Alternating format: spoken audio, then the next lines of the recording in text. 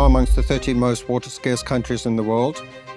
There's a limit to which we can keep building dams. We've already captured approximately 75% of the available opportunities for sustainably capturing surface water in South Africa. The amount of water leaking just through losses is close to 50%. Water in South Africa is a financially self-sustaining function. It's not funded from income tax or VAT. Dr Sean Phillips, the Director General now in the Department of Water and Sanitation, someone who's got a very long CV, a very illustrious CV in the public sector, CEO formerly of the Municipal Infrastructure Support Agency and DG in the Department of Performance Monitoring and Evaluation. Water across the value chain is supposed to be funded from revenues from the sale of water. Joburg wasn't built here because there's water here. Joburg was built here because there was gold here. It won't be long before demand starts exceeding supply again.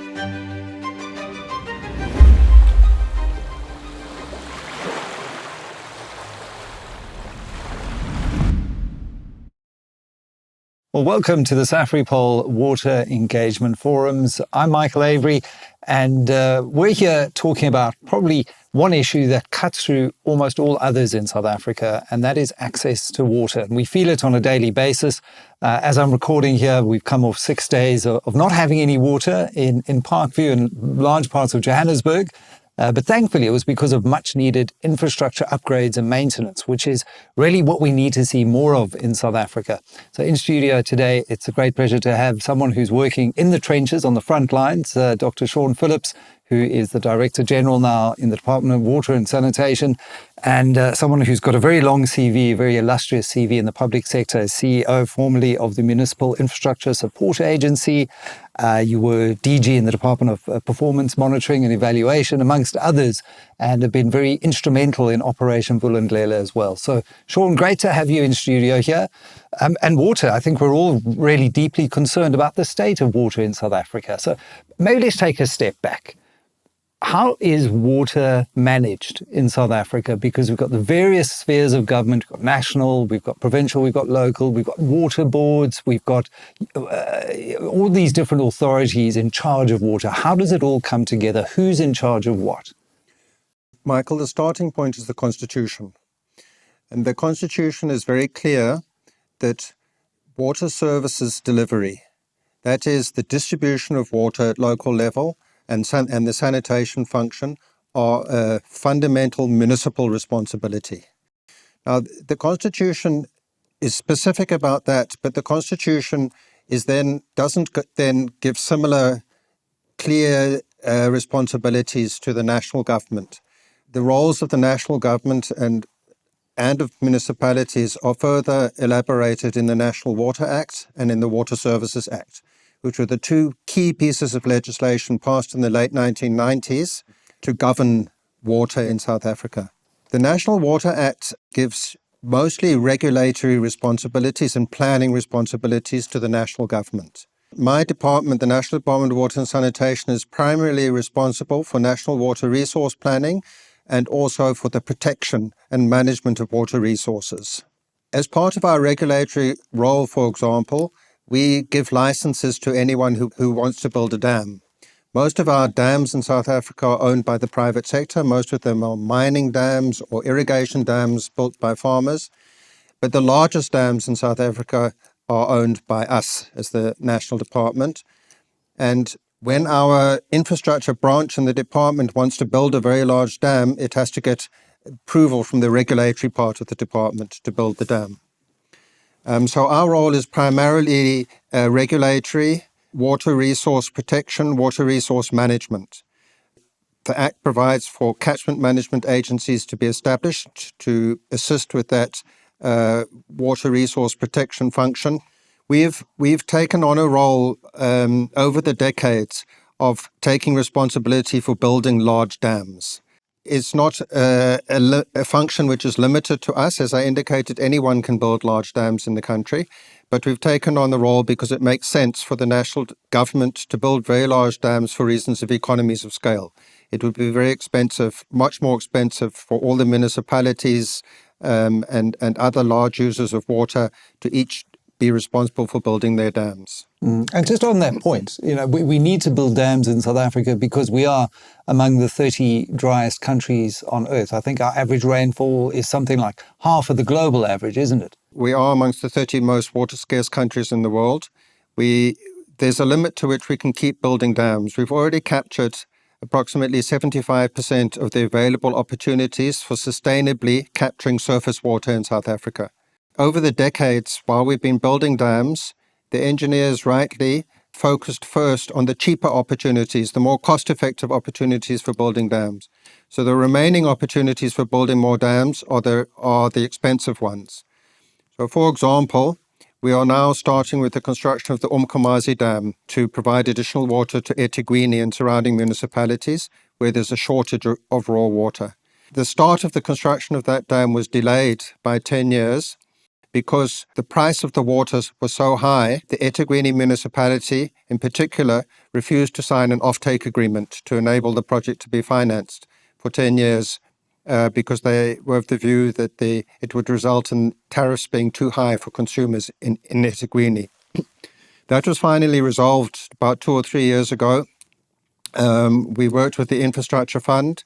We did an application to National Treasury, and National Treasury has agreed to provide a 25% grant for that Umkomazi water project and an interest-free loan for 25% of the cost of the project to the TCTA, which then enabled eThekwini to sign an offtake agreement. The TCTA, I know there are lots of acronyms in this space, is the Trans-Caledon Tunnel Authority.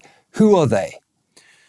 In the 1980s, when South Africa was just starting to embark on the Lesotho Highlands Water Project to bring additional water from Lesotho to Gauteng, there was a need for a mechanism to enable money to be borrowed for water projects in a way that it would be ring-fenced and that revenue from the sale of water would then be used to pay off those loans. So the TCTA was created as an entity of the National Department with a specific purpose of borrowing money in the markets to invest in national water resource infrastructure projects. Those loans that it takes out are serviced by revenue that we get as the National Department from the sale of water. Anyone who abstracts water from a river or from a dam in South Africa has to pay us as the National Department for that water use. There's a water use charge which varies between different industries and different sectors. It's quite complicated.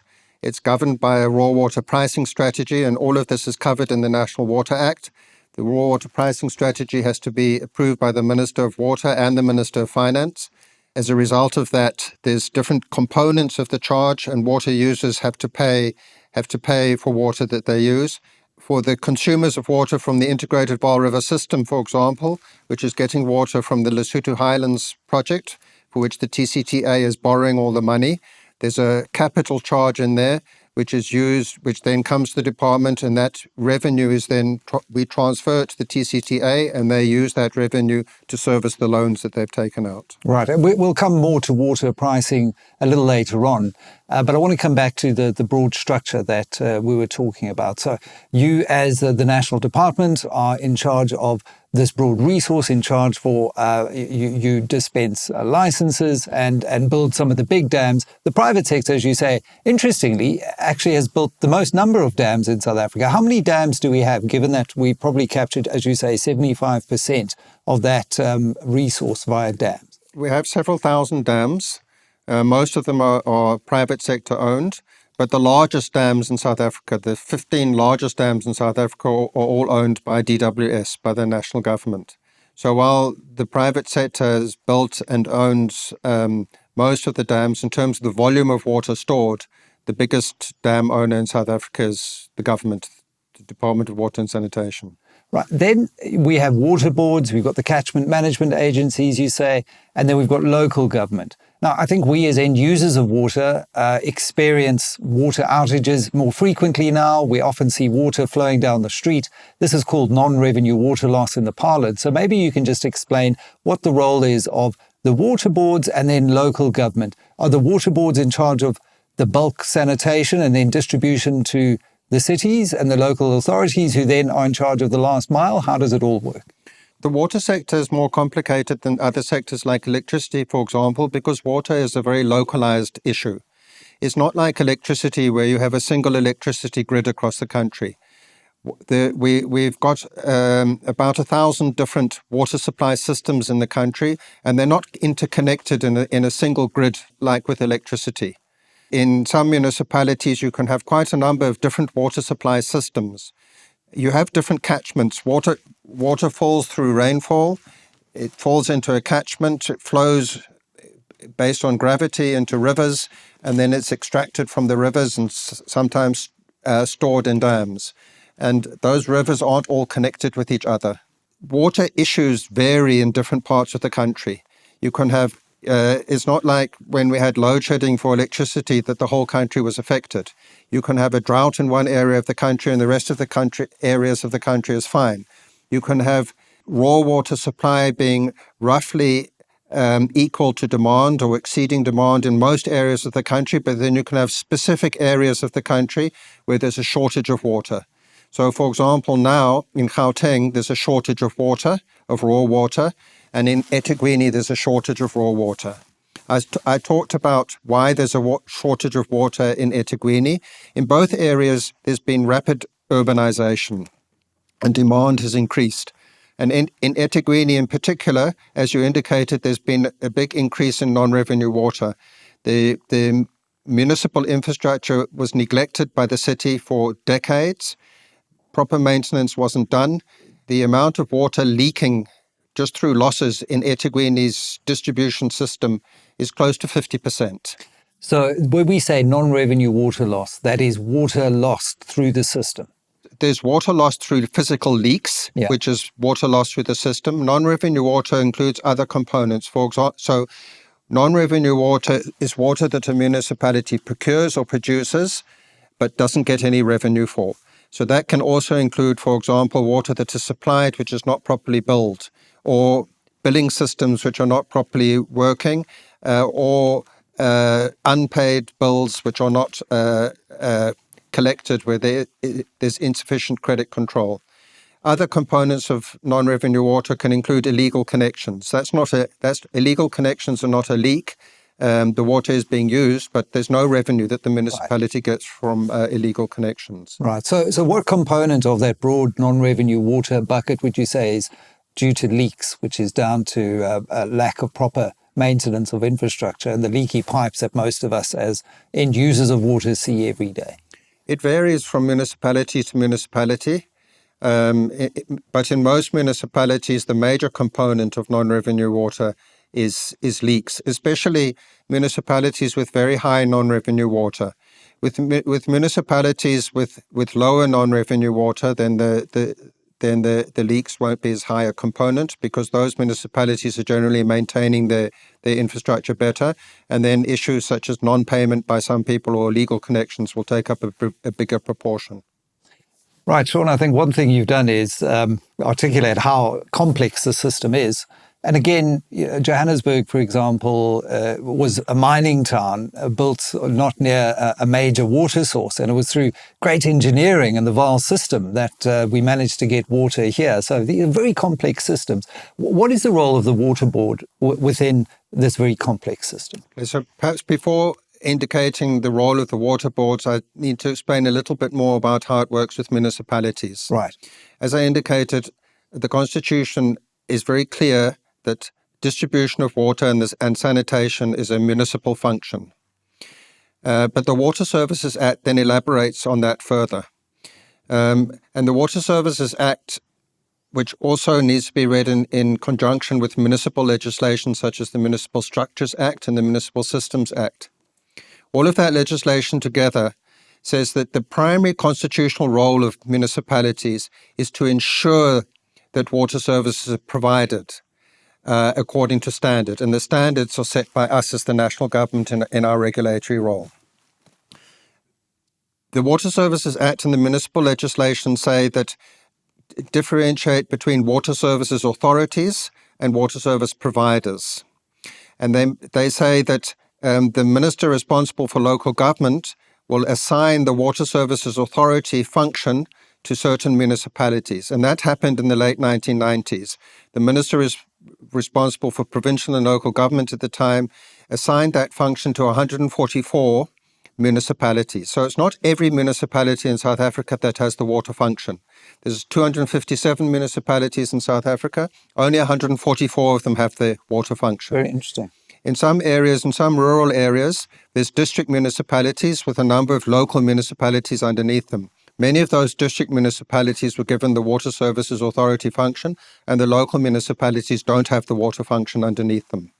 Now, the legislation says that the primary role of the Water Services Authority is to appoint a body to be the water service provider. And when I use that term water service provider, it's not the same as a service provider in the normal use of the term. It's not necessarily a private company appointed on a contract to do a particular job. For the water sector, the term water service provider means that the body that actually delivers the service. And the Water Services Act says that a water service provider can be the municipality itself, it can be a water board, or it can be a private company or an NGO or even another municipality. What has happened since the legislation was passed and since water services authorities were appointed is that almost all of the water services authorities have gone the route of internal water service provision. They've basically made themselves internally as the municipality the water service provider. So they've got internal provision. Joburg Water, for example. Well, not quite, because Joburg Water is a municipal entity. And that's one of the options in the legislation for a water service provider. In addition to being a water board, a municipal entity is also one of the options that can be used there. But most municipalities haven't created an entity like Joburg Water. They just have a water and sanitation department, which is the water service provider. Now, the legislation says that the Water Services Authority is supposed to enter into a contract with the water service provider and is supposed to ensure that the water service provider provides the service according to standards. And it also says that the Water Service Authority and water service provider function are supposed to be separated, managed separately, and accounted for separately within the municipality. That hasn't happened in almost all municipalities since they were appointed as WSA. So in almost all municipalities, the WSA function and the WSP function aren't separated. There is really no effective WSA, which is supposed to be like a local regulator, ensuring that the water service provider provides services according to minimum norms and standards. So the legislation says that a water board can be a water service provider, and that leads me to explaining what the role of the water boards are. The water boards are also established in terms of the Water Services Act, and they're provided for in the Act for reasons of achieving economies of scale. So while water treatment and water distribution is a municipal function, it would be inefficient, for example, in Gauteng, for all the different municipalities in Gauteng to each build their own water treatment and bulk storage capacity. It's much more efficient to have a single entity, which in Gauteng is Rand Water, because you get great economies of scale by having that single entity do that and then provide the service, that bulk water treatment and water storage service to all the different municipalities in Gauteng. So that's the key role of the water boards. They're a service to municipalities. They're providing a municipal function, but it's a service to municipalities. And according to the law, they can only do that if they're appointed as water service providers by the municipality to provide that service. So all of our water boards do have contracts with the municipalities to provide this bulk service to them. And it's not compulsory. There are municipalities, particularly in the Western Cape. Most municipalities in the Western Cape don't use the services of water boards. They do the bulk treatment themselves, and some of them even build their own dams. They do the whole water. Cape Town, for example, has its own dams. It does its own treatment. It doesn't use the services of the water boards, and it even produces most of its raw water. Given that, we're sitting in a situation where we do have a bit of a crisis in the water sector. So maybe, because often in the headlines we see the taps running dry, we read the occasional story about wastewater treatment plants pumping sewage out into the Morapeng area, for example, where we are here in Gauteng. What are the major components of the current crisis? If you were to be advising the president tomorrow in an emergency briefing, what would you say are the big issues that are converging on the water sector at the moment that we need to be aware of? in terms of raw water supply, the country is roughly in a situation where supply is meeting demand, but there's some localized deficits. For example, in eThekwini and Gauteng, and sometimes there's localized deficits caused by drought. So, for example, when Cape Town went close to day zero, that was caused by drought. When Nelson Mandela Bay also went very close to running out of water recently, it was caused by an extreme, very unusual drought. But in Gauteng and eThekwini, the problem is not caused by drought. In Gauteng and eThekwini, the problem has been caused by various factors. Firstly, there's been very rapid population growth in both areas as a result of rural-urban migration, but also regional migration, particularly in Gauteng. It's also been caused by decades of neglect of the distribution infrastructure by the municipalities, particularly in eThekwini, where the leaks in the distribution system are very high. So when you have high leaks in your distribution system, it increases your demand. So it worsens the situation. You've had high population growth, which has increased demand. And then if you're losing a lot of your water through leaks, it means that your demand increases, because to supply water to the people, if you're losing half of it, you have to double what you would have used, because you're throwing away half of it through leaks. And then in both Gauteng and in eThekwini, the obvious question then to ask is, why didn't the national government predict or realize that there would be this increase in population growth and increase in demand? And why didn't it plan to have increased water supply in those areas? Well, we did as the National Department. As I've indicated, in eThekwini, we planned for the huge 28 billion rand Umkomazi Dam to be built.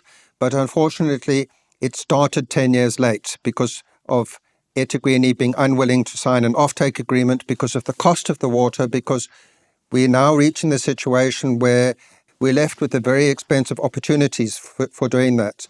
And we're starting to see the impact of the fact that South Africa is a water-scarce country come into the cost of producing water. We are now reaching the limits of how much more water we can produce in a water-scarce country, and the remaining opportunities are very expensive. It took a long time for us to get to a situation where we could resolve that issue and get eThekwini to sign an offtake agreement. It's important to note that water in South Africa, in terms of the fiscal model of the country, is a financially self-sustaining function. It's not funded from income tax or VAT, normal tax revenues. The fiscal model of the country is supposed to be that water across the value chain is supposed to be funded from revenues from the sale of water. Yeah. So we don't have money from National Treasury to go and build Umkomazi Dam for 28 billion rand. And that has to be financed from revenue from the sale of water. So that's why that was required. In Gauteng, we also plan to have the second phase of Lesotho Highlands. Which is now, 9 years over? Which started 9 years late. It was supposed to be completed in 2019. It's actually only going to be completed or largely completed in 2029. So it'll be 10 years late. And there are various reasons for that. It's a very complicated cross-border project. There was a change of government in Lesotho, and they wanted to renegotiate the agreement. That resulted in a 3 or 4 year delay in the start of it. Also, there was a period when my department went through a very difficult time. We had a succession of different ministers. I was the 11th DG or acting DG appointed in the department in a 10-year period.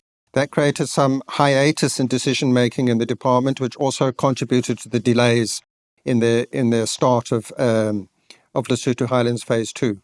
It's now about 50% complete, but what it means is that the situation in Gauteng currently is that because there's also been rapid population growth in Gauteng, that has resulted in an increase in demand. In some of the municipalities in Gauteng, there's also been neglect of the infrastructure, and the leaks are very high. For example, in Mfuleni local municipality, non-revenue water is 75%. Wow. In Joburg, it's not so bad. In Joburg, the leaks are around 25 to 30%, not nearly as bad as eThekwini. So in Mfuleni, they're only getting 25 cents of every rand of water that they're sending out into the system.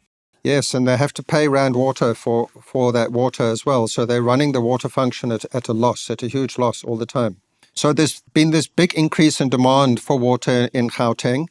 Now, the way it works is that Rand Water abstracts water from the integrated Vaal River system, from a takeoff abstraction point downstream a bit from the Vaal Dam at a place called the Vaal Barrage. We as the National Department set an abstraction limit on how much water Rand Water can abstract. Part of our regulatory role as the National Department is to regulate water use. And we have to do that in such a way that water is used sustainably in South Africa and is used responsibly. So we have to look at the whole integrated Vaal River system. We do detailed hydrological analyses, and we determine how much water can be sustainably abstracted from the integrated Vaal River system, so that even if there's a normal drought, as opposed to a really harsh drought, even if there's a normal drought, there will still be enough water in the system to provide a constant supply of water to people, particularly for key uses such as domestic use. The integrated Vaal River system is a system, as I said, complicated system. There's 19 dams in the integrated Vaal River system, including the dams in Lesotho, including, for example, Sterkfontein Dam, which is a huge storage dam in the top of the Drakensberg. But we look at the whole of that system and we say, well, how much water can be abstracted so that if there's a drought, we can release water from the dams and we can still supply that amount of water. We do that and we say to Rand Water, okay, this is the amount of water that you can abstract. Don't abstract more than this, because if you do abstract more than this, then there's a very real risk that if there's a drought, then we won't be able to supply water. And then if that situation were to happen, then it would make the current water supply disruptions in Gauteng look mild compared to what would happen. If the water levels in the integrated Vaal River system resulted in a situation where Rand Water had to significantly decrease the amount of its abstraction and the amount of water that it would produce, it would result in much more severe water supply disruption. So we need to avoid that situation as a means of risk management, and that's why we set the abstraction limit. In the last year or two, because of the problem of high demand in Gauteng, we've allowed Rand Water to temporarily increase its abstraction limit by a relatively small amount, which we review on an annual basis. And because there's been good rainfall in the catchments of the integrated Vaal River system, we've been able to sustain that increased abstraction limit to Rand Water for the last couple of years. But if that situation changes, we might have to tell Rand Water to decrease its abstraction a little bit, which will have an impact. Rand Water's infrastructure is in good condition. Rand Water's losses are very low. Its losses are in the region of 3 to 5%. 3 to 5% compared to eThekwini close to 50%. Joburg Water around 25 to 30%. Its infrastructure is in very good condition.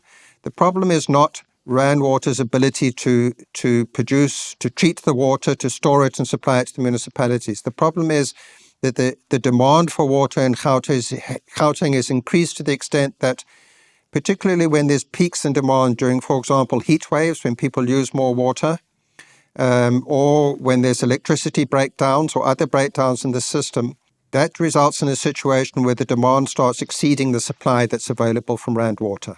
Since it was established over 100 years ago, Rand Water has never received a cent from government. It's completely financially self-sustaining. So if it's going to invest in additional infrastructure, it has to raise finance on the markets to do that. And if it had done that and developed additional treatment infrastructure when it can't abstract any more water to use it, that would have been very expensive for Rand Water, because it would have to be servicing those loans without receiving any revenue from it. So that's why CATSI Phase 2 is so important, to increase the available system that Rand Water would be able to abstract to supply the increasing demand, largely due to rapid urbanization in Gauteng. Lesotho Highlands Phase 2 is very important, but it's not the only long-term solution. As I indicated, we're already allowing Rand Water to abstract a bit more than we would normally allow it from the integrated Vaal River system, simply because there's been good rains for the last few years in the catchments in the area. When Lesotho Highlands Phase 2 comes online, we're going to be able to increase the abstraction limit further. But given the extent of the increase in demand in Gauteng, which is continuing to increase, it's not going to be a permanent solution, Lesotho Highlands Phase 2. It won't be long before demand starts exceeding supply again, even with the additional water coming from the 50 billion rand will have been invested in Lesotho Highlands Phase 2. That is the extent and the enormity Wow. of the challenge that we face. So we're probably going to have to look at additional solutions. We're looking at the possibility of bringing water up from the Tugela River in KwaZulu-Natal, which would, and it's uphill, so it's going to have to be pumped uphill, which is also going to be expensive. So there's no way of getting around the fact that as demand increases in Gauteng, and as you indicated, Gauteng wasn't built, Joburg wasn't built here because there's water here. Joburg was built here because there was gold here. And when they built Joburg here, they didn't really think too much about whether there's water or not. They were just focused on the gold. So it's very expensive to bring water all the way from the mountains in Lesotho to here, and to build those dams in Lesotho is very expensive. It's going to be very expensive to pump water up from the Tugela. So we can't only address the challenge in Gauteng by building more bulk infrastructure, by building more dams, more transfer schemes. We also have to deal with this demand issue. Yeah. It's essential that we reduce the leaks in the municipalities. It's critically important to bring down the demand. But it's also important that we bring down the average consumption per capita of water in Gauteng. The global average consumption per capita is 173 litres per capita per day. Our detailed no-drop reports that we did a year or two ago showed that in Gauteng, the average litres per capita consumed per day is around 270, 280 litres per capita per day. So it's much higher than the international average, which is a real anomaly given that we're a water-scarce country. Our average consumption of water per capita per day should be less than the international average because we're amongst the 30 most water-scarce countries in the world. Why do you think that consumption is, well, 400 litres above the average? And I think a lot of people are now really acutely aware of how much water it takes, for example, to flush a toilet, given the recent water shedding. And if you're lucky enough, fortunate enough, and we're talking here about someone who might own a pool, you can go and fill up some water from the pool and put it in the cistern. Most people don't even have that good fortune. But why do you think we are such profligate users of water? There are various reasons, and there are also misunderstandings, which I'd like to clarify. When we talk about average consumption, it doesn't mean that everybody's using too much water. Statistics can be misunderstood. So an average doesn't mean that everybody's doing it. And when you calculate an average, it might be that most people are using a reasonable amount of water, but there are a minority of people who are using a huge amount of water, and that really increases the average. Right. So there's various causes of it. One is the leaks in the municipal distribution systems, and those need to be brought down. And we agree with everybody, and it's very difficult to talk to people and say we need to bring down the average consumption when the municipalities themselves are throwing away so much water through leaks. But if we're going to address this problem, we have to tackle all the causes of the problem simultaneously. We can't. It's not going to work if we say no one should do anything until the municipalities fix the leaks. The municipalities need to fix the leaks, but we also need other measures to address the other causes of it. From the analysis that's been done by the municipalities in Gauteng and in eThekwini, there's interesting analyses that they're doing where they're now getting into the detail of looking in particular areas of supply as to where are the greatest consumption areas. And quite often they're finding that there's huge consumption in areas where there's high illegal connections and also in areas where people aren't paying for water, which means that in those particular areas, because people aren't paying for the water is being used in a very inefficient way. And that is skewing the average more highly. It is a problem that can be addressed. We just need to look at Cape Town when it was facing day zero. They had a very effective water conservation and demand management program, which resulted in a situation where their average consumption per capita as a result of that program went down to about 150 litres per capita per day, quite well below the international average. And that helped them to survive that period of drought and not run out of water altogether. So we're learning from those lessons in Cape Town. We've recruited some of the people who were involved in that work in Cape Town municipality. We're working with civil society and business leaders in Gauteng and eThekwini to try and put together a joint awareness campaign where it's not just government saying that people need to use water sparingly. It's also business and civil society leaders as a combined message saying that we need to use water more sparingly. We need to do a few things. We need to get municipalities to fix the leaks in their distribution systems. We need to increase awareness about the need to use water sparingly. Then also we need to address the problems of illegal connections. And also we need to address the problems of areas where people are not paying at all, so that people have an incentive to use water sparingly in those areas. I want to come back, and I think it's interconnected with your first and last point, and it's municipal capacity. I think municipalities should be spending something like 8% of their budgets on maintenance capex, but they're not. I think several reports have indicated in Gauteng it's closer to 1%. There's huge capacity constraints in being able to collect and run outstanding debtors efficiently and effectively. There's been cross-subsidization issues at local government. And I think through load shedding, less money coming in because you're selling less electricity has meant there's less cross-subsidization. So areas have been neglected. And then obviously corruption. Where do we start in trying to turn the local municipality situation around to get them to invest more in the leaking pipes and the infrastructure? Because I think, Sean, it's going to be very difficult to sell a message for end users to really tighten their belts when they see so much waste and corruption, inefficiency in local government. So that really has to be a focus. Yes. And over the last few years, there's been a consensus that's developed in the national government that there needs to be reform of the water and sanitation function and the electricity function at municipal level. That the root causes of the problem are institutional in nature, and we need institutional reforms. So these reforms are now in the second phase of Operation Vulindlela, which was announced by the President a few weeks ago. They're also going to be taken through an amendment to the Water Services Act, which we are going to be shortly tabling to Parliament. And they're also being taken through by National Treasury through its reform of Metropolitan Trading Services program. All of these reform initiatives have common objectives of reform of not only the water function, but also the electricity distribution function.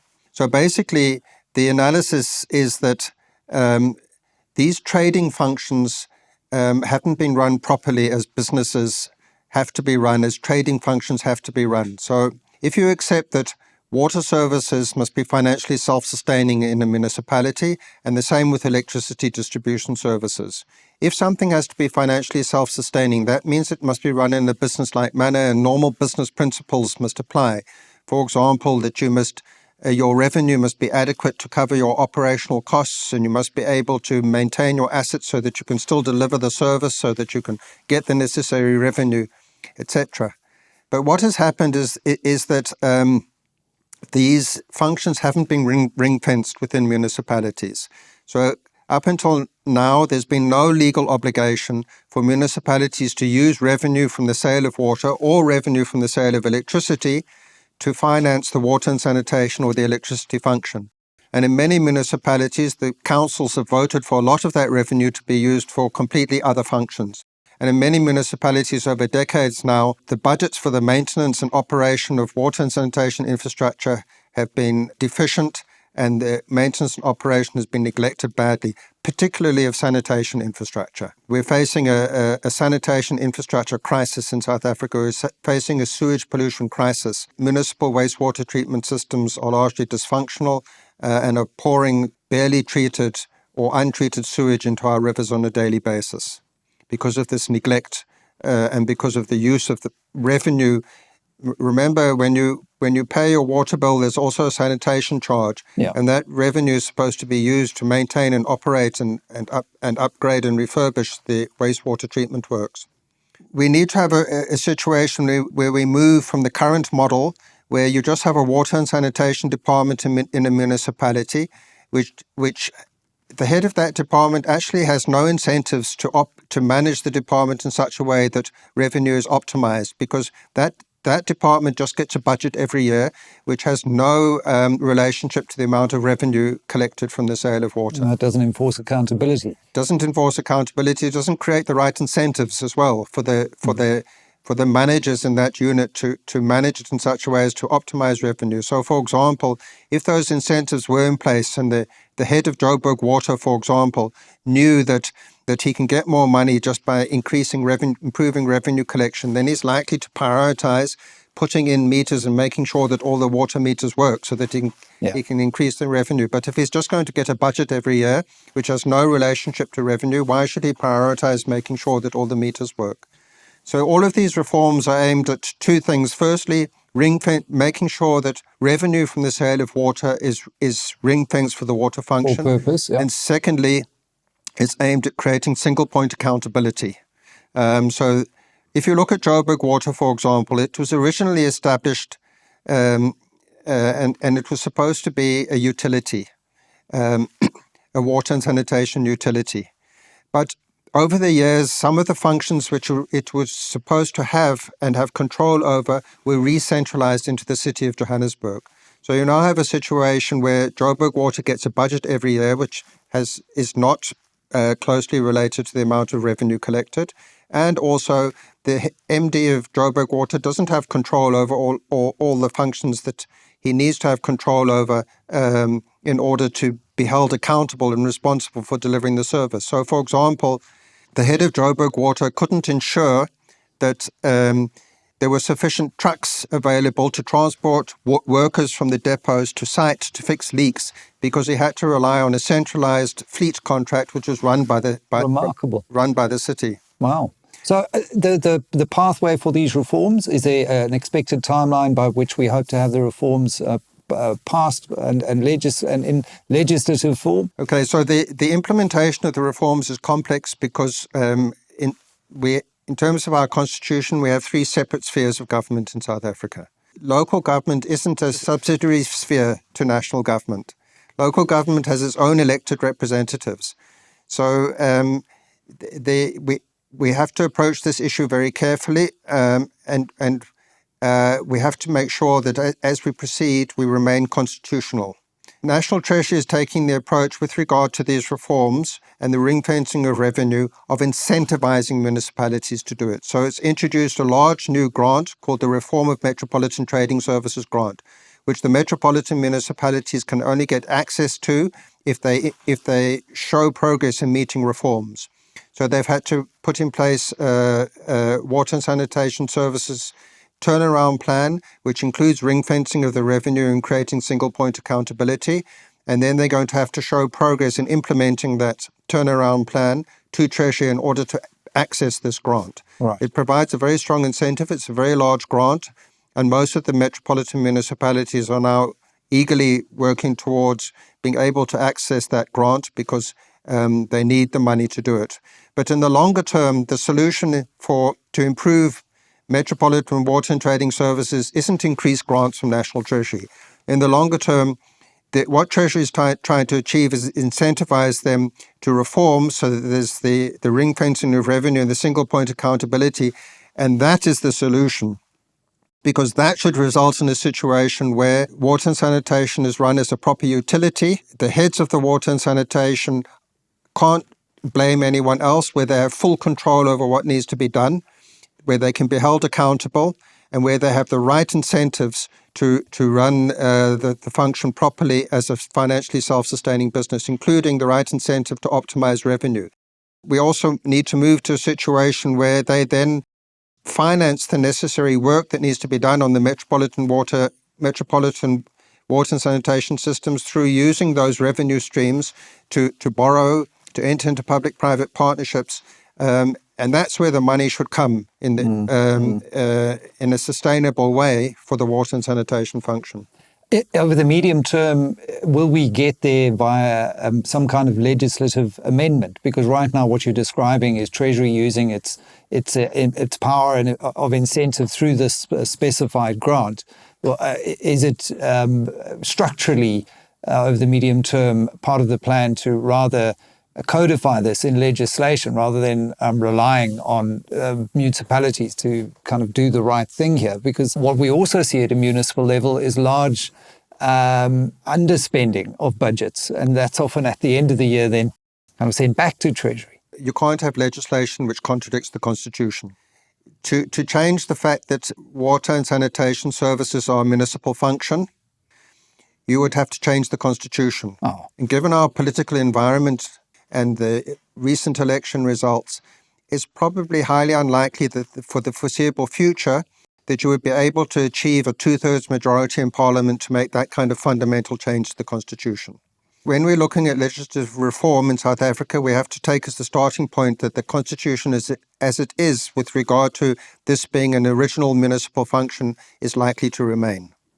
So we've done that, and the approach that we're taking is, as the Department of Water and Sanitation, with our amendment to the Water Services Act, is to recognize that this is a function which is a municipal function, but also to recognize other parts of the Constitution, which says that the national government has an obligation to support municipalities, but also to ensure that municipalities deliver services according to minimum standards. So in order to do that, we're going to do a few things with the amendments to the Water Services Act. Firstly, we're going to further clarify the separation of the Water Services Authority function and the Water Service Provider function that I talked about earlier, which is critical. Secondly, in order to achieve this constitutional objective of us ensuring municipal water and sanitation services are provided according to minimum national norms and standards, the amendment bill includes a requirement that all water service providers must get an operating license from the national department. It'll be a bit like a driving license. It'll be an indication of whether the water service provider has a minimum level of capability to do the function. It will provide for the minister to be able to legally require the municipality to go through a local consultation process to consider the appointment of an alternative licensed water service provider, which means that in some municipalities, like in Mfuleni local municipality, for example, in Gauteng, where there's 75% non-revenue water, where they're not capable of managing all the wastewater treatment works, there's terrible sewage pollution, and there's huge challenges as well with water supply. Like in that municipality, where currently that municipality is the Water Services Authority, but it is appointed itself as the water service provider. They have an internal water and sanitation department, which is providing the function but not providing it well. If the amendments to the bill are passed, that Water Services Authority, our minister will be able to require it to go through a public consultation process and choose an alternative licensed water service provider. Now, one of the reasons why I'm giving Mfuleni as an example is because Mfuleni local municipality has already decided to do that without waiting for our legislation. They've taken a council decision that they're going to appoint a new external water service provider, which is going to be a special purpose vehicle, which is going to be a company which is going to be jointly owned by them and Rand Water, which they're going to enter into a 30 or 40-year contract with to be the water service provider in Mfuleni. The ownership responsibilities for their assets to that special purpose vehicle. The special purpose vehicle will do the billing and revenue collection for water. Right. They'll be responsible for operation and maintenance. Rand Water has done a detailed business case which indicates that they would aim to bring that non-revenue water of 75% down to under 20%.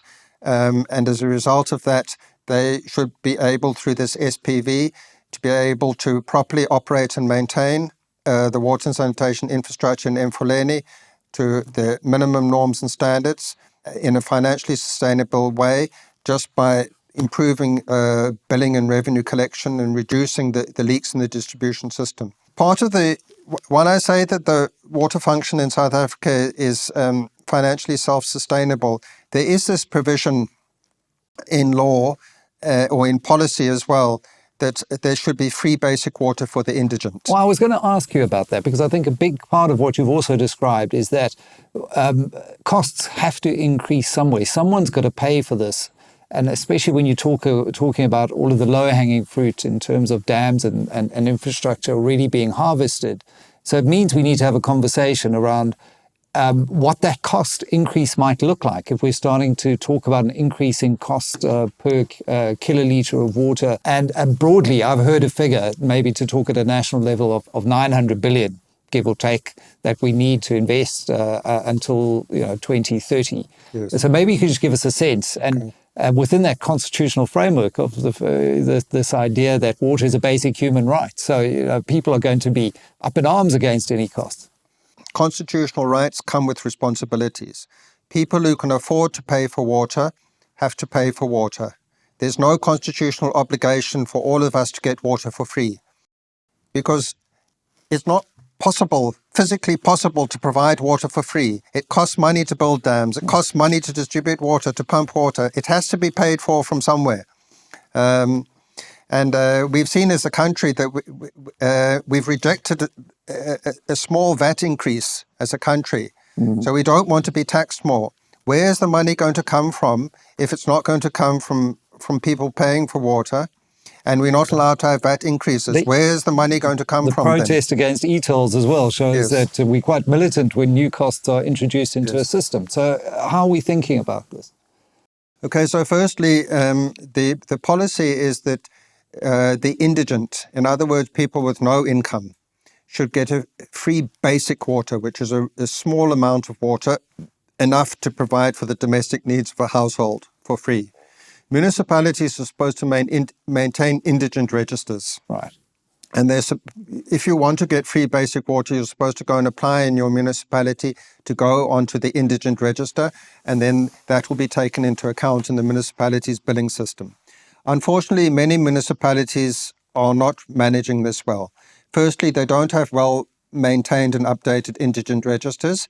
And secondly, some municipalities have decided to provide free basic water to everybody without properly considering how they're going to fund that. And that's one of the reasons why they don't have enough money to do proper maintenance and operation of their water and sanitation services. National Treasury does make provision for municipalities to provide free basic water to the indigent. So it's viewed as a mandate from the national government, which should be funded from the national government.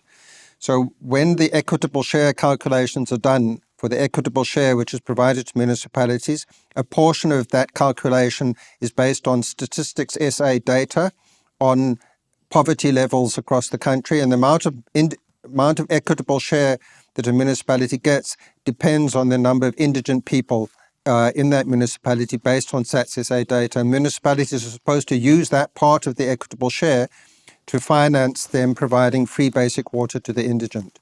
So going back to the Mfuleni example, when Mfuleni local municipality contracts with this special purpose vehicle as their external water service provider, part of that agreement will be that Mfuleni will transfer a portion of that equitable share to the SPV to enable the SPV to provide free basic water to the indigent. So the use of external water service providers isn't going to change government's policies with regard to, for example, ensuring that the indigent get free basic water. It's also not going to result in the privatization of water. Water can't be privately owned in South Africa. The National Water Act in the late 1990s effectively nationalized water in South Africa. Nobody can privately own water in South Africa. The most you can do is that you can get a water use license to use water, but you don't actually own it. And that water use license isn't permanent, and you don't own the water use allocation. The water use allocation is for you to use, and if you don't use it according to the conditions of the allocation, it can be taken away from you. Right. So, price. What does that look like? I received a notification that in Midvaal, for example, there's going to be a 9.5% increase, which at current inflation rates is 3 times inflation. Is that the kind of glide path that we're looking forward towards broadly? I know it's a very difficult question to answer, but it has huge knock-on implications. I mean, if you think 60% of water is used in agriculture, the knock-on implications for food prices, for example. So what do you see as the glide path? Unfortunately, as you indicated earlier, as with other things in the water sector, it's complex. So currently, water pricing in South Africa is not regulated in the same way as electricity pricing. Right. In the electricity sector, we have an independent regulator, economic regulator, NWRIA. We don't have such a thing yet in South Africa, although it's one of the Operation Vulindlela Phase 2 reforms in the water sector to establish an independent economic regulator. And we are busy working with the Presidency and National Treasury on a business case for an independent economic regulator. So within about 2 or 3 years from now, we should have an independent economic regulator for water as well. Currently, municipalities set retail prices for water on their own. It's not regulated by the national government. But municipal electricity prices are regulated by NWRIA. So a municipality has to get approval from NWRIA before changing its electricity prices. There's no such controls currently over water pricing by municipalities. So municipalities are free. It's a council decision to set water pricing as they wish to do so. There's different elements of water pricing. There's a raw water charge, and it goes according to the water value chain. So we, as I explained earlier, we charge any users of raw water. Anyone who extracts water from rivers or from the dams has to pay a raw water charge, which comes to the National Department of Water and Sanitation. Some of it is used to maintain and operate the dams. Some of it is used to pay the costs of the catchment management agencies. Some of it is used to cover the costs of the Water Research Commission, etc. Rand Water, for example, has to pay us for the water that it extracts from the integrated Vaal River system. Rand Water then treats the water, stores it and sells it to the municipalities, and has to do a markup on what it buys the water from us in order to be able to fund that work that it does. And so it then has a price that it sells the water to the municipalities at. Those water board prices are, in terms of the legislation, they are approved by the Minister of Water and Sanitation. And then the municipalities can on their own set prices for retail water. When we have the independent water regulator established, it will then be responsible for regulating all of those prices throughout the water chain. And the raw water pricing, the water board pricing, and the municipal pricing, the regulation of that will then all move to the independent economic regulator for water. Mm. The National Water Act says that the raw water pricing strategy should be updated periodically. We just recently updated it and got the Minister of Finance approval for it. There's some important changes in the new raw water pricing strategy, principally that we are going to try to gradually remove the caps that have been there on the price of water for irrigation. 60% of the raw water which is used in South Africa is used by the agricultural sector for irrigation purposes, and there's been caps on the price of irrigation water since apartheid days. That is remarkable. I mean, that's over more than half of our water being used by agriculture, and it's been capped probably at an artificially low price for the last 30 years. Yes. So we're now going to start gradually removing those caps, but we have to be very careful. And we're going to have to do research to ascertain the impact of that gradual removal of the cap on the price of water used for irrigation, to make sure that it doesn't have a very negative effect on food prices, which would then have a very negative effect on consumers and potentially on poverty levels and hunger, etc. in South Africa. And inflation and interest rates and all kinds of knock-ons. Yes. Yeah. Wow. It is a complex sector indeed. And with that economic regulator, I know there's a water master plan. I believe there's also an infrastructure agency, the National Water Resources Infrastructure Agency. Can you just share what the role of that will be in the broader reform roadmap that you've just sketched out for the water sector? Okay, so as I indicated earlier, the Constitution and subsidiary legislation make it quite clear what is the responsibilities of the national government and what are the responsibilities of municipalities. So we as the national government, in terms of that, for example, we can't go and do municipal water distribution or build a water treatment works in a municipality without having a water board gets an appointment from a municipality to do that. It's an original municipal function. But in terms of our responsibilities for water resource planning, we build very large dams and we maintain and operate them and associated infrastructure, including conveyance infrastructure for agriculture. As I indicated earlier as well, in the 1980s, we created this institution called the Trans-Caledon Tunnel Authority, or TCTA, as a mechanism for us to be able to raise funding for these construction of large dams and to be able to have a mechanism where we use revenue from the sale of water to finance those loans. So the National Water Resource Infrastructure Agency is aimed at two things. Firstly, enabling us to raise more money for national water resource infrastructure, and secondly, addressing the institutional fragmentation with regard to this national function of building and maintaining and operating large dams and getting revenue from them and financing it. So the way it works currently is that in the National Department of Water and Sanitation, we have about 3,000 staff whose job it is to maintain and operate the dams.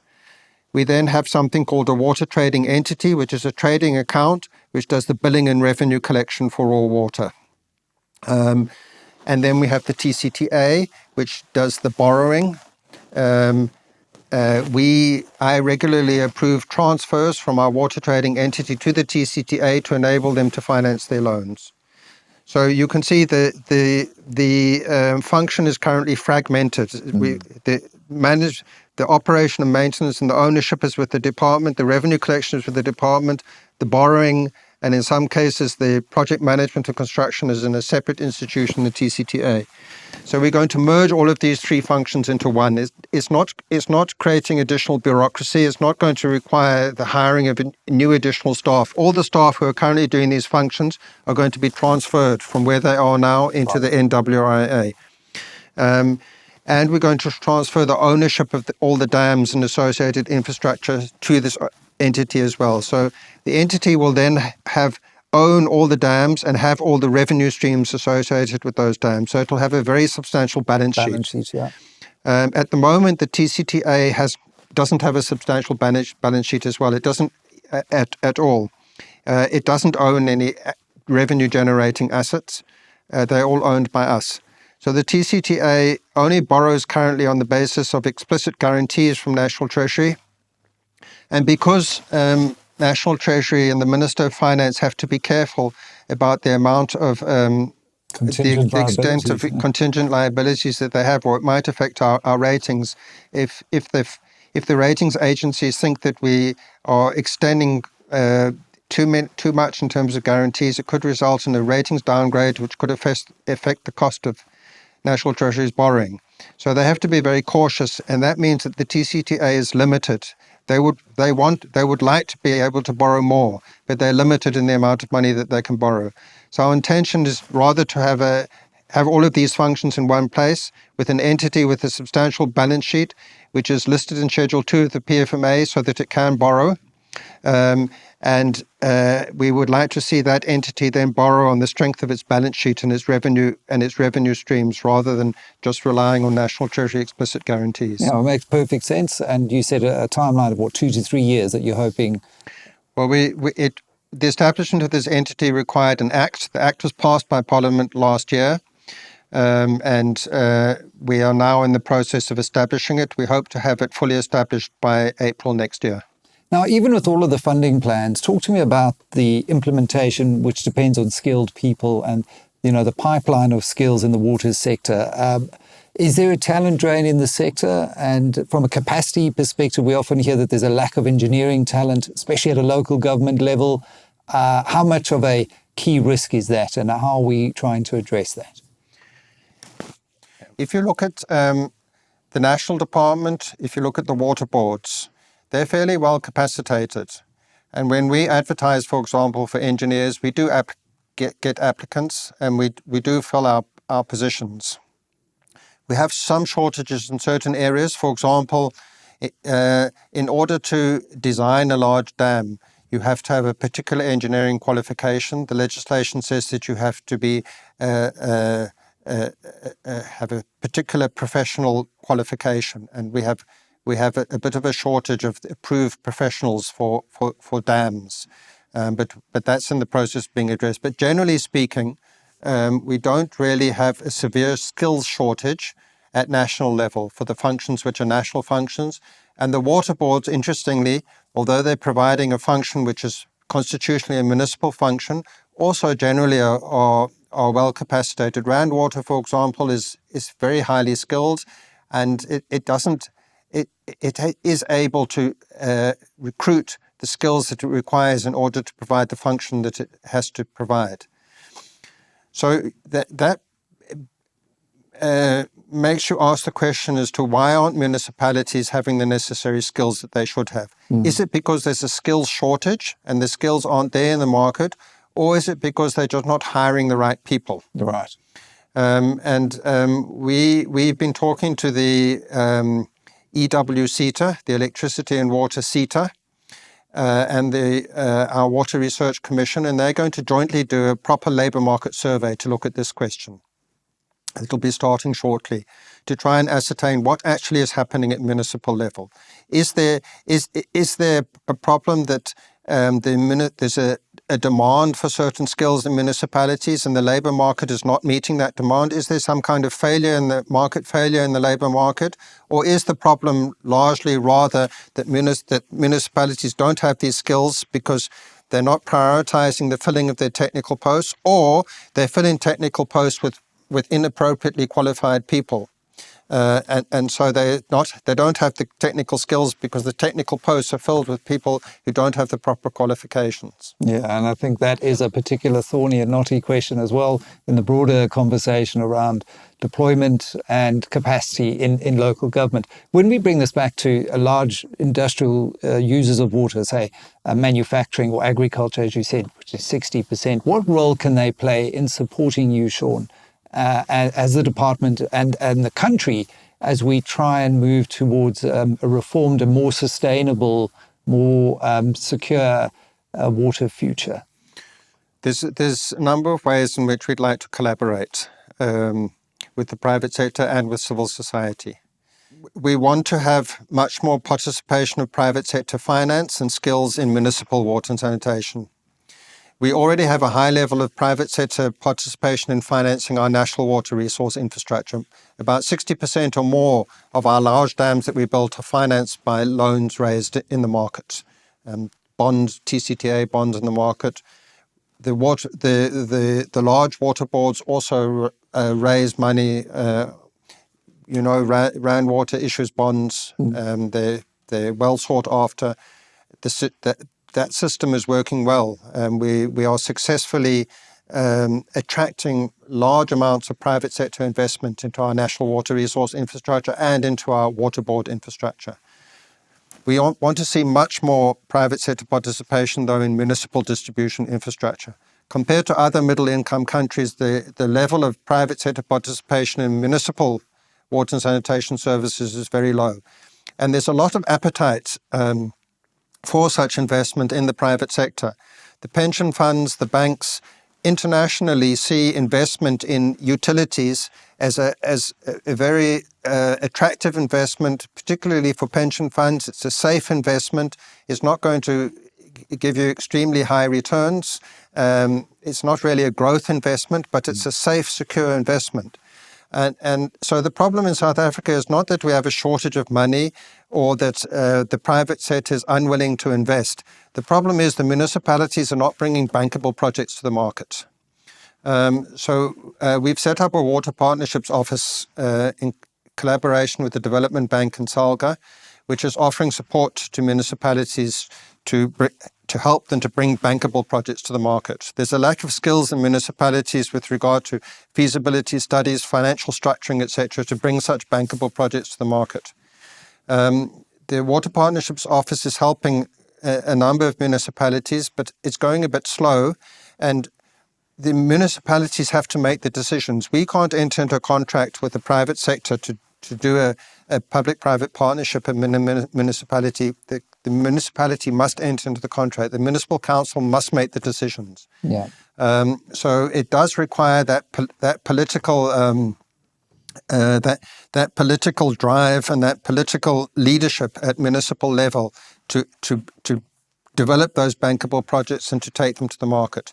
But we're also hoping that these reforms that we're introducing, for example, the ring fencing of revenue, is key to increase private sector investment.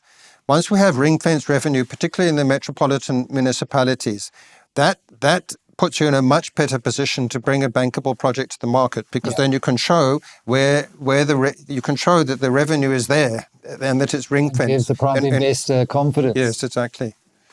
So that's the one area where we'd like to have much more collaboration with the private sector.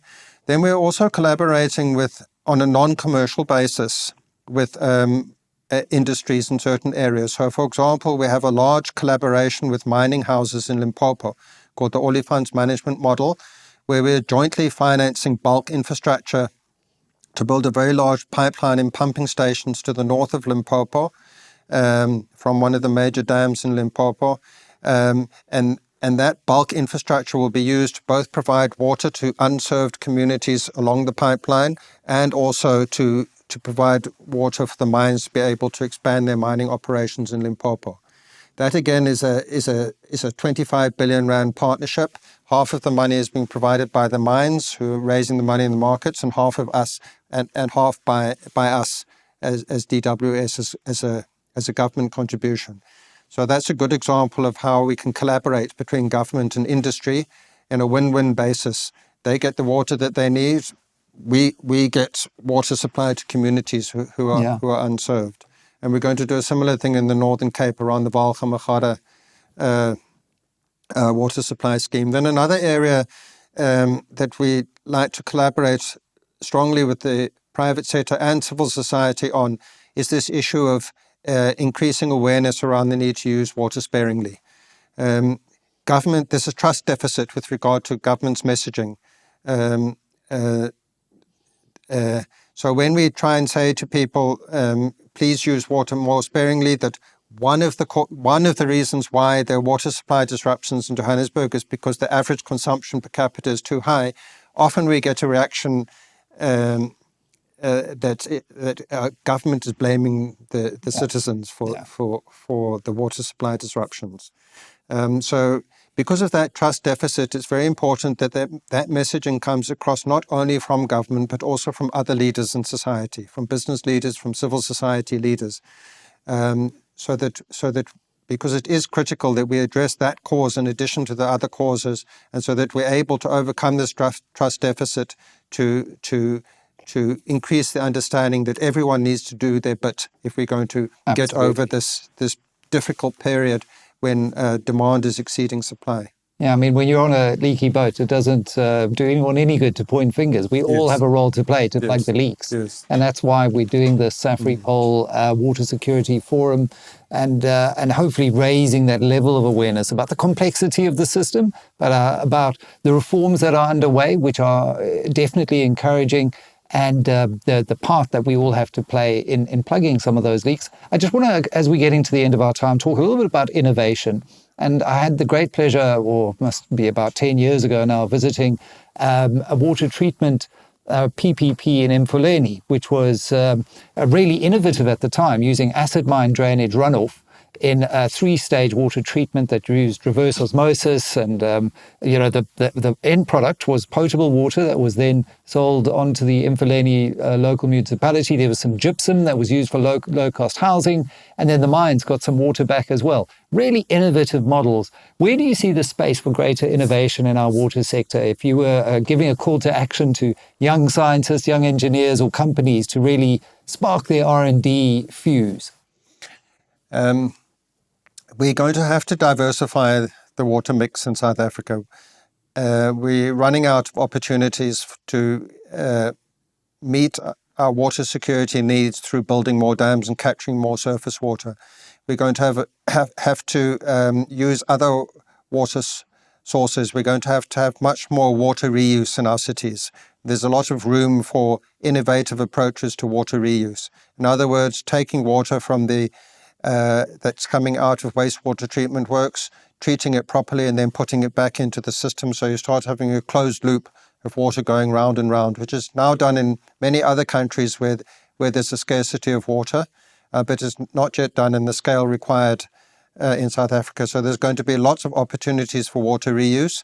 And given the financial constraints in municipalities and that it's a greenfields area, it's a clear area in which we should be drawing on private sector expertise and private sector finance for water reuse. Seawater desalination in our coastal cities, there's going to have to be a lot more, increasingly over time, use of seawater desalination. Given the wind resources and the the amount of sunlight we get in South Africa, and given that seawater desalination is energy intensive, it would seem to make sense that seawater desalination should be coupled with renewable energy generation in the coastal areas, and you should have a plant which both generates electricity and desalinates seawater.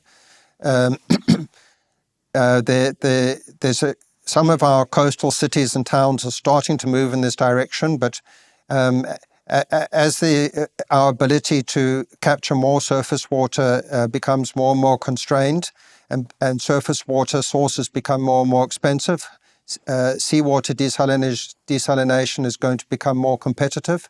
So that's also going to be a growth area, and there's lots of opportunities there as well. Then there's other areas which we could be doing much more of. For example, rainwater harvesting. We should be doing a lot more rainwater harvesting in South Africa. For some reason, I think it was because there was a government program decades ago in the Eastern Cape. But if you drive around the Eastern Cape, you'll see that many households in the Eastern Cape have rainwater harvesting. They have gutters on their roofs, and they capture rainwater, and it's stored in tanks, and it's used. And it makes a significant contribution to meeting water needs in the Eastern Cape, but it's not used much elsewhere in the country. So that's another opportunity. It's a very efficient and effective way of meeting water needs. It's very localized thing, and it can even be done at household level. So there's a lot of opportunities there for entrepreneurial approaches as well. Well, we've certainly covered a lot of ground, Sean. Thank you very much for your time. If we were to sit down again in 5 years, in 2030, what would success look like for you? I think the most important thing is that we should have made progress with these reforms of municipal water and sanitation.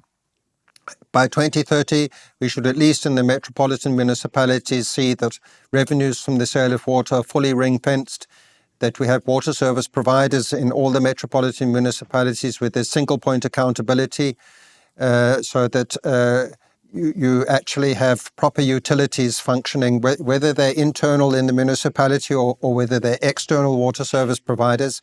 Either way, they should be being run as proper utilities, where those utilities are using their revenues to finance investment in their water infrastructure, and where they now have the right incentives to greatly reduce non-revenue water and start managing the municipal water and sanitation function and running it as a sustainable business as it has to be run. Absolutely. I'm a strong believer in incentives driving behaviour, but you have to have the right incentives in place to begin with. Well, Dr. Sean Phillips, thank you very much, Director General in the Department of Water and Sanitation. You've got a lot on your plate at the moment. So again, really appreciate you taking the time to talk to us about a crisis that's very real, as you said, very complex, but as well, a crisis that has got the tools and the right regulatory reform behind it to ensure that we do emerge on the other side with a much more financially robust and sustainable water sector if we all play our part. Thanks so much for joining us here at the Safripol Water Forum sessions.